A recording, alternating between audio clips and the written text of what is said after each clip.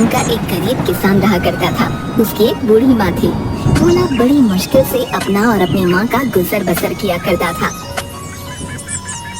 एक दिन भोला जंगल से कुछ लकड़ियाँ लेकर अपने घर जाता है। तभी उसकी बूढ़ी माँ आंगन में चूल्हे पर रोटियां बना रही होती है। अरे माँ, बहुत जोरों की भूख लगी है, जल्दी रोटी दे दो। जंगल में लकड़ी भी अब तो नाम की ही रह गई है। मुझे तो आगे की चिंता हो रही है। अगर आगे जंगल में लकड़ी नहीं मिली तो तुम रोटियां कैसे बनाओगी?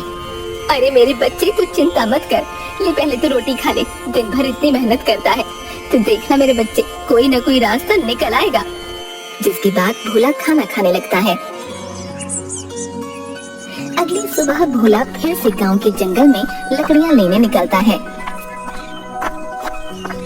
तभी उसे रास्ते में गांव का सेठ तिजोरी लाल मिलता है। तिजोरी लाल देखने में हट्टा कट्टा आदमी था जो अपनी धन की पोटली अपने साथ लेकर चलता था।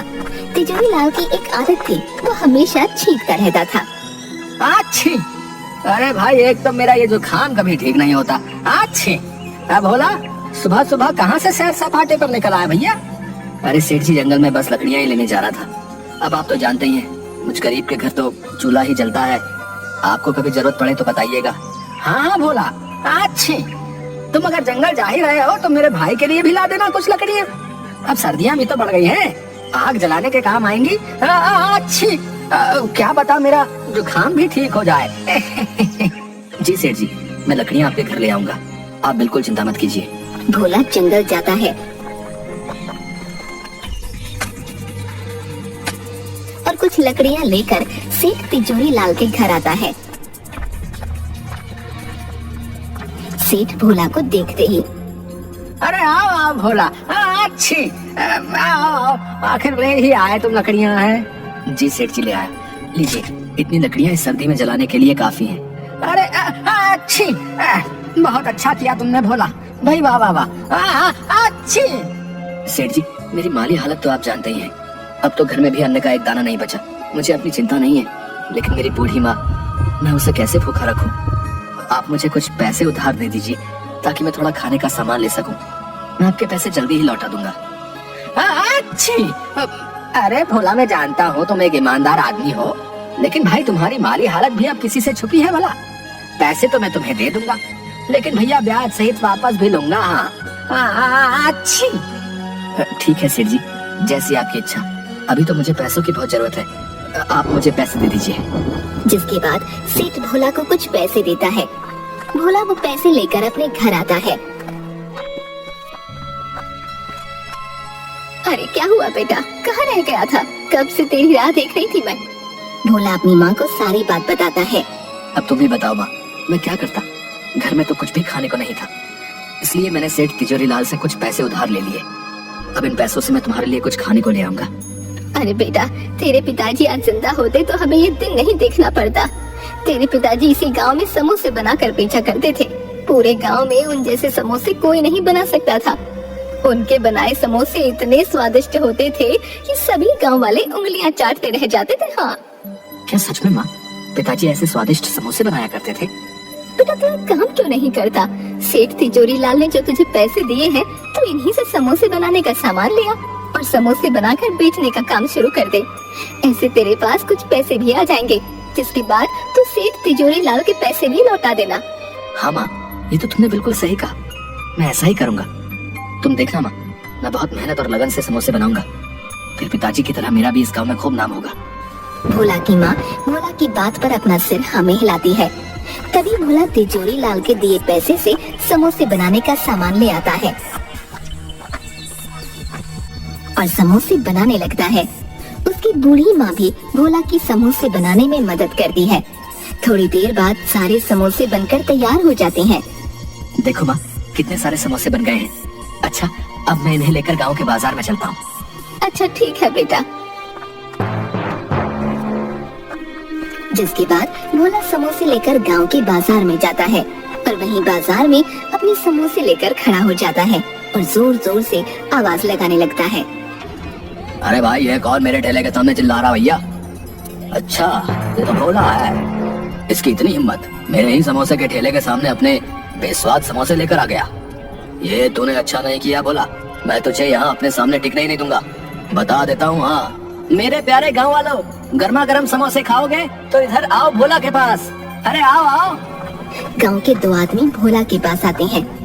अरे ओ भोला, क्या तू भी समोसे बेचेगा है? तुझे आते भी है समोसे बनाने? तू जाकर जंगल में लकड़ियाँ ही चुन, ये समोसे बनाना तेरे बस की बात नहीं भैया।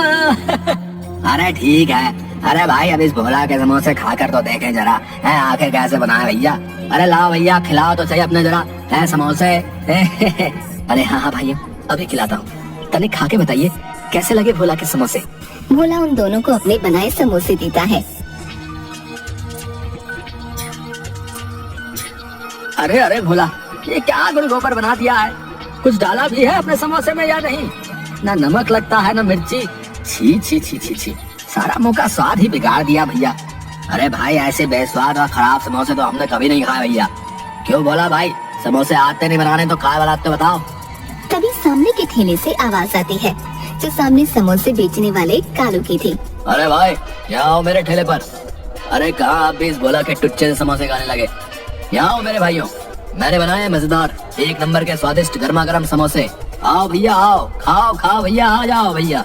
तभी दोनों सामने वाले की दुकान पर चले जाते हैं। भोला ये देखकर बहुत दुखी होता है और अपने घर आ जाता है।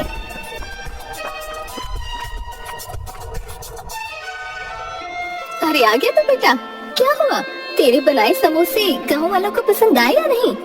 नहीं माँ, गांव वाले बोलते मेरे समोसे में कोई मजा ही नहीं है। सेठ जी ने जितने भी पैसे उधार दिए थे, उनका मैं जितना समोसे बनाने का सामान आ सकता था ले आया हूँ। अब और बाकी की सामग्री मैं कहाँ से लाऊं जिससे समोसे स्वादिष्ट हो जाएं? अरे तू चिंता मत कर मेरे बच्चे, तेरी ईमानदारी और मेहनत को देखते हुए भगवान तुझे जरूर कोई अच्छा रास्ता दिखाएंगे। अगले सुबह सेठ तिजोरी लाल अपने कुछ लठैत नौकरों को लेकर भोला के घर आता है। अरे भोला कहाँ हो? बाहर आओ, मेरे पैसे लेकर बैठ गया है। अच्छी। तभी भोला और उसकी माँ बाहर आते हैं।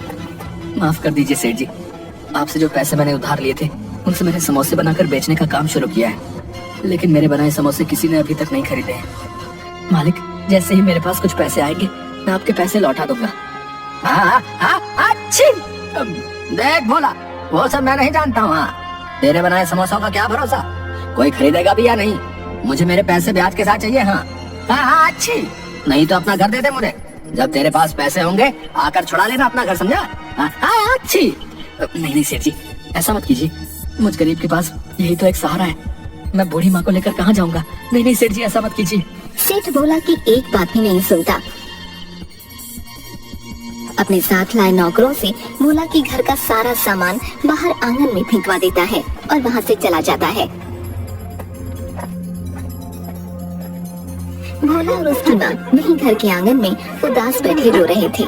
थोड़ी देर बाद भोला फिर से अपने वही बनाए समोसे लेकर बाजार में जाता है और वहाँ चुपचाप उदास मन से किसी के उसके बनाए समोसे खरीदने का इंतजार करने लगता है। तभी एक बूढ़ा आदमी भोला के सामने समोसे के ठेले पर जाता है। बेटा, मैं कई दिन से भूखा हूँ, अभी एक लंबी यात्रा से लौटा हूँ, मुझे कुछ खाने को दे दो, भगवान की तुझ पर कृपा होगी बेटा। अरे ओ बड्डे, क्यों खामखा मेरा टाइम खोटी कर रहा है? देख नहीं रहा कितनी भीड़ हो रही है? जा यहाँ से, हाथ में आना, चल जा यहाँ से। पता नहीं कहाँ से आ जाते हैं। बूढ़ा आदमी कालू की ऐसी बातें सुनकर बहुत दुखी मन से वहाँ से भोला के पास आता है। बेटा, तुम्हें कुछ खाने को दे दो, जोरों की भूख लगी है, मेरे पास पैसे तो नहीं है, कुछ खाने को दे सको तो दे दो बेटा। अरे हाँ क्यों नहीं बाबा जी, मुझे आपसे कोई पैसे नहीं चाहिए, रुकिए मैं आपको अपने बनाए समोसे खिलाता हूँ। कोई मेरे बनाए समोसे तो लेता नहीं है क्योंकि ये स्वादिष्ट जो नहीं है, इसलिए आप इन्हें खाकर अपनी भूख मिटा लीजिए। जिसके बाद भोला उस बूढ़े आदमी को समोसे देता है। बूढ़ा आदमी समोसे खाने के बाद, अरे वाह वाह बेटा, तुम्हारा बहुत बहुत धन्यवाद, समोसे खाकर मेरी आत्मा तृप्त हो गई। वाह वाह, बड़ा स्वाद था तेरे बनाए समोसे में। क्या सच में आप सच बोल रहे हैं? क्या मेरे बनाए समोसे इतने स्वादिष्ट है बाबा? अरे हाँ बेटा, अगर तुझे मेरी बातों का यकीन नहीं आता तो खुद ही चक्कर देख ले। तभी भोला अपना बनाया एक समोसा उठाता है और खाने लगता है। समोसा खाने के बाद, अरे हाँ बाबा जी, ये तो सच में बहुत स्वादिष्ट है, लेकिन बाबा मैंने तो इनमें ऐसा कुछ भी नहीं मिलाया था जिससे ये इतने स्वादिष्ट और मजेदार हो जाए। ये कैसे हुआ बाबा? बेटा, ये सब तुम्हारे ही सच्चे हृदय की वजह से हुआ है। तुमने इतनी मुश्किल में रखकर भी मेरी मदद की। तेरे बनाए समोसे की वजह से मेरी भूख शांत हुई। मेरे लिए इस संसार में सबसे स्वादिष्ट समोसे हैं बेटा। इस गांव में तेरे बनाए समोसे सबको स्वादिष्ट और मजेदार लगे, इसके लिए मैं तुम्हें एक जादुई जड़ी बूटी देता हूँ। तुम जब भी समोसे बनाओगे तो इस जादुई जड़ी बूटी को अपने समोसों में मिला देना, जिसके बाद सभी गांव वालों को बस तुम्हारे ही बनाए समोसे पसंद आएंगे। लेकिन बेटा ध्यान रखना, जब भी ये जड़ी बूटी किसी लालची आदमी के हाथ में जाएगी तो इसका उल्टा असर हो जाएगा। ये जड़ी बूटी कभी भी उसका भला नहीं करेगी बेटा। इसके बाद वो बूढ़ा आदमी वहाँ से गायब हो जाता है। आपका बहुत बहुत धन्यवाद बाबा, मैं आपकी ये बात ध्यान रखूंगा। तभी भोला अपने घर जाता है और अपनी बूढ़ी माँ को सारी बात बताता है और दोनों आंगन में ही चूल्हे पर फिर से समोसे बनाने लगते हैं। भोला फिर से समोसे लेकर गांव के बाजार में जाता है और बाबा की दी हुई जड़ी बूटी समोसों में मिलाता है। जड़ी बूटी मिलाते ही भोला के सारे बनाए समोसों में से बहुत ही अच्छी खुशबू आने लगती है। तभी गांव के कुछ लोग भोला के पास आते हैं। अरे ओ भाई ओ, जरा अपने बनाए समोसे तो खिलाओ, खुशबू तो बड़ी अच्छी आ रही है। चलो चलो खिलाओ खिलाओ, हमसे तो रुका नहीं जा रहा भैया। जल्दी भाई जल्दी है। हाँ हाँ भाई, अब क्यों नहीं, ये लीजिए, अभी देता हूँ मेरे बनाए समोसे। भोला उन सबको समोसे देता है। सभी समोसे खाने लगते हैं। अरे भाई क्या डाला है रे, वाह, बड़े ही स्वाद भरे हैं भैया तेरे बनाए समोसे। वाह भैया, मजा आ गया। अरे सच में भोला भाई, ऐसे समोसे तो हमने कभी भी नहीं खाए भैया। अरे भाई मौज कर दी मौज। अरे भैया जरा 10 समोसे मेरे घर के लिए भी बांध देना भैया। बहुत ही बढ़िया, बहुत ही मजेदार भैया, मजा आ गया भाई, मजा आ गया, वाह वाह वाह। थोड़ी ही देर में भोला के समोसों की खुशबू पूरे बाजार में फैल जाती है और देखते ही देखते भोला की दुकान पर भीड़ लग जाती है। भोला के सारे समोसे बिक जाते हैं। अब भोला रोज समोसे बनाता और वही बाबा की जड़ी बूटी डालता, जिसके बाद भोला के समोसे पूरे गांव में सभी लोग बड़े चाव से खाते। देखते ही देखते भोला अब अपनी बड़ी दुकान कर लेता है। सेठ जी, ये रहे आपके पैसे जो मैंने उधार लिए थे। अब आप मेरे घर को मुझे सौंप दें। हाँ अच्छू, भोला क्या बात है भाई, बहुत कमाई हो रही है आजकल है, इतनी जल्दी पैसे का इंतजाम कर लिया। मुझे क्या, चलो मुझे मेरा पैसा चाहिए। अच्छी, लाओ लाओ, अच्छी, एक तो मेरी नाक नहीं रुकती।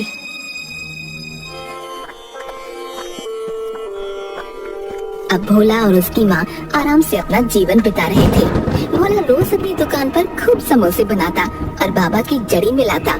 पूरा दिन भोला की दुकान पर खूब भीड़ रहती। ये सब देखकर कालू की जान जल रही थी। अब उसके बनाए समोसे कोई भी गांव वाला नहीं खाता था, कोई भी उसके ठेले पर नहीं आता, सब भोला की दुकान पर जाते। एक दिन, अब तो मेरे ठेले पर कोई भी गांव वाला समोसे खाने नहीं आता, सब इस भोला के ही पास जाते हैं। नहीं नहीं, अब बस बहुत हुआ, इस भोले को तो सबक सिखाना ही पड़ेगा।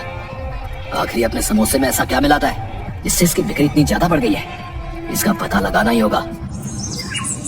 अगले दिन जब भोला अपनी दुकान में समोसे बनाकर उनमें बाबा की जड़ी बूटी मिला रहा था, तो ये सब कालू छुप कर देख लेता है। अच्छा, तो ये राज है इस भोले के इतने स्वादिष्ट समोसों का। अब मैं भी देखता हूँ तेरे समोसे कौन खाएगा। तुझे तो मैं अच्छा सबक सिखाऊंगा भोला।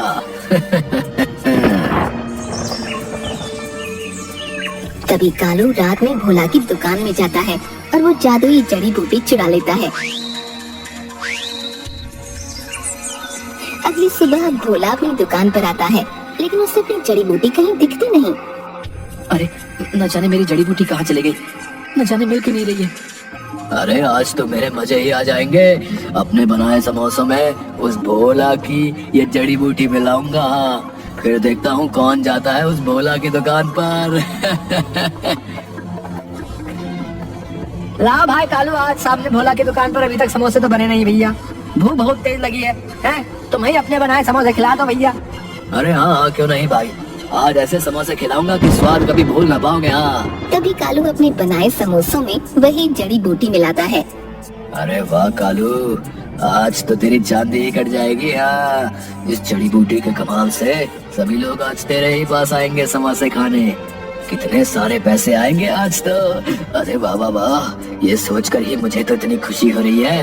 अरे भैया मजा ही आ जाएगा। हाँ कालू जैसे ही उन आदमियों को समोसे देने लगता है, सारे समोसे काले पड़ जाते हैं और उनमें से बहुत ही गंदी बदबू आने लगती है।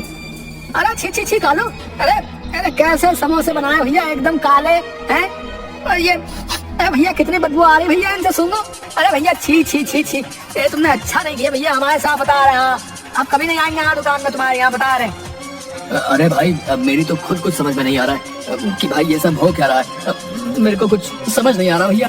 तभी देखते ही देखते कालू के ठेले में आग लगने लगती है और कुछ ही देर में उसका पूरा ठेला जलकर राख हो जाता है।